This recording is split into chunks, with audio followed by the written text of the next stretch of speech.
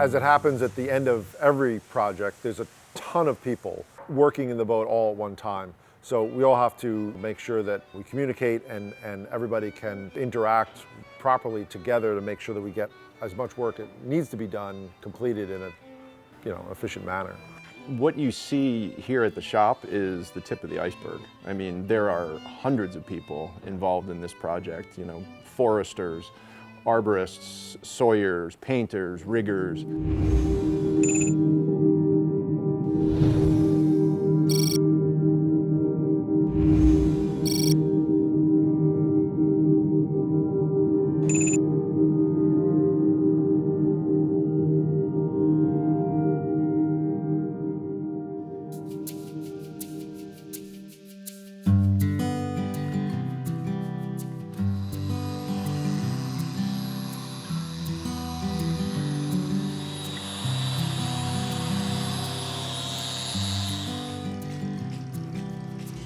At this point, McMillen's is getting into the home stretch with the work on the Coastal Queen, and Henry contacted us to see if we could build the fife rail for the boat. That is the fixture that goes around the mast, holds some belaying pins, some turning blocks, and pretty much handles all the control lines and the halyards that come down the mast to the deck.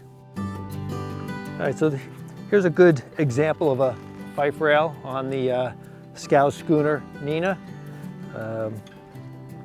Where you have your halyards leading down. This is on the foremast, just belayed on the pins right around there. You could also use your belaying pins to just keep everything neat and tidy. They got their water hose hung on here, power lines, anything like that. Just keeps it up off the deck. So when we turn the shape into the forward legs here, we're going to try to use the current spindles that are on the handrail around the boat as a guideline. Obviously, we can't copy those exactly because we're totally different dimensions. Up at McMillen's, they have a fleet of trumpies that they maintain on an annual basis. Down here at our shop, we have a fleet of Barnegat Bay ACATs.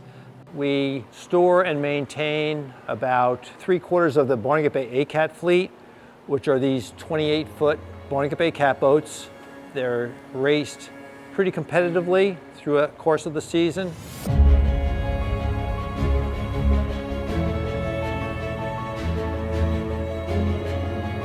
Carry a crew of anywhere from 8 to 12 people on board. This is an over 100-year-old design that is still taken out every week and raced very hard in a relatively large fleet for these classic boats.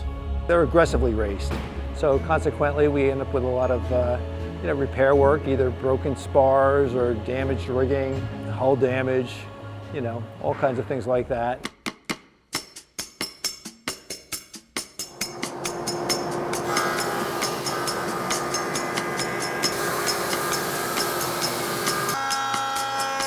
So to create the belaying pins that go into the fife rail, we first had to acquire some black locust that we don't usually use too much of. So fortunately, Pete Shell up at Shell Custom Boat had some in stock, and he sent it down to us, and we were able to rip out our turning stock.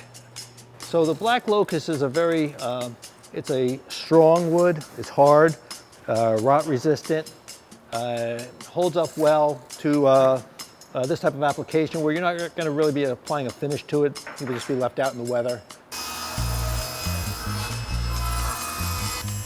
Black locust is used in a number of wooden boat building applications. Traditionally, I think black locust was used by Chet. He used it as trunnels in the fastening of the schooner Coronet. So we'll be dealing with 3 different diameters as we turn these down. The shaft that comes up through the fife rail will be a consistent 15/16. It'll step out into a shoulder that's about 1.5 inches, come down into a waist of about 1 inch, and back up to the top piece, which is another 1.5 inches. And none of these are really set in stone. I mean, we kind of shape it as we go. The first one's the easy one to do because we just make it what we like. The second and third have to then copy the first one exactly, so that's a little bit more. We're just marking it to find our center. You kind of bring it down to, like I said, we wanted about 1.5 inches. We might be at about 1 inch and 9/16 right now.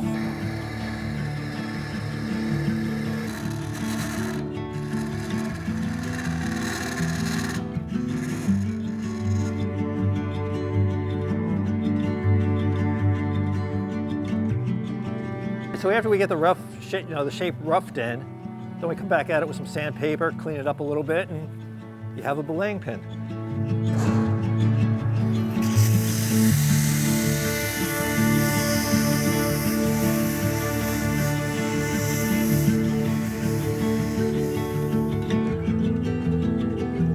I was thinking of putting a little personality into this by maybe doing 3 very small grooves up top here.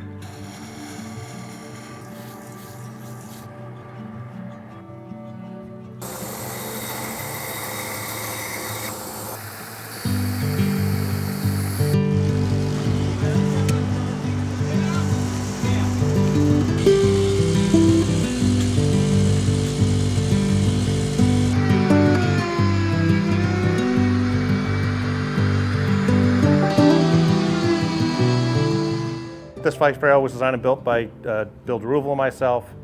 This whole fixture is meant to handle the lines coming down from the spars.